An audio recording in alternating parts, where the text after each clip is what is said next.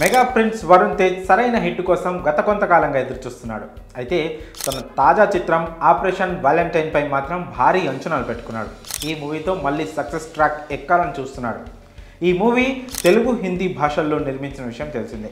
Surgical strikes నేపథ్యంలో యథార్థ సంఘటనల ఆధారంగా ఈ చిత్రాన్ని నిర్మించారు.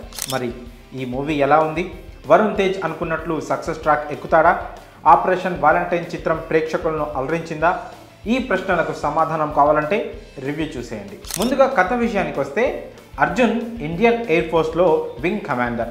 దేశ రక్షణ కోసం రెడీ అయ్యి వచ్చే ఎయిర్ క్రాఫ్ట్ని టెస్ట్ చేయడం అర్జున్ పని. 2021 ఫిబ్రవరి 14న డిఆర్డిఓ నుండి వచ్చిన ఒక కొత్త ఎయిర్ క్రాఫ్ట్ను టెస్ట్ చేసి బేస్ క్యాంప్కి రిటర్న్ అవుతుండగా అర్జున్ని పాకిస్తాన్ జెట్స్ టార్గెట్ చేస్తాయి. అయితే అది ఒక ట్రాప్.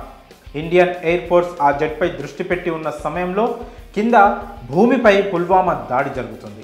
ఇండియా 40 మందికి పైగా సైనికులను కోల్పోతుంది. అక్కడి నుంచి దానికి ప్రతీకారంగా ఇండియన్ ఎయిర్ ఫోర్స్ చేసిన పోరాటం ఏంటి?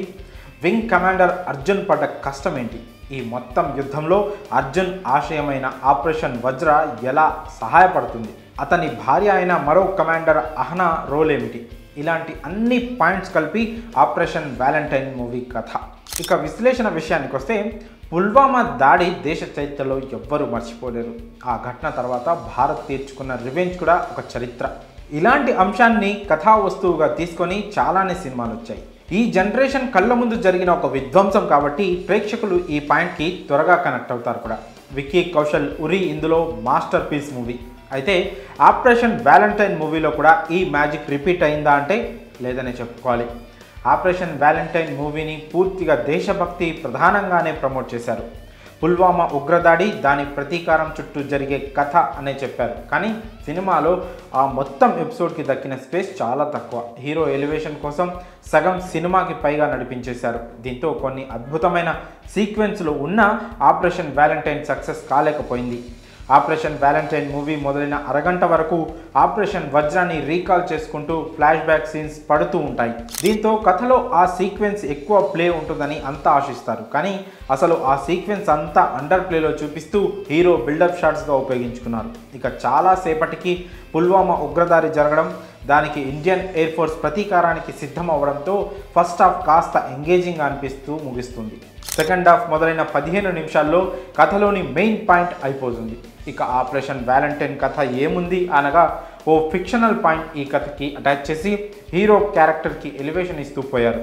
అప్పటి వరకు కొంత ఆకట్టుకుంటూ నడిచిన ఆపరేషన్ వాలంటైన్ ఇక్కడి నుంచి టోటల్గా ఎమోషన్ మిస్ అయిపోయి ఒకానొక స్టేజ్కి వీడియో గేమ్ అయిపోయింది.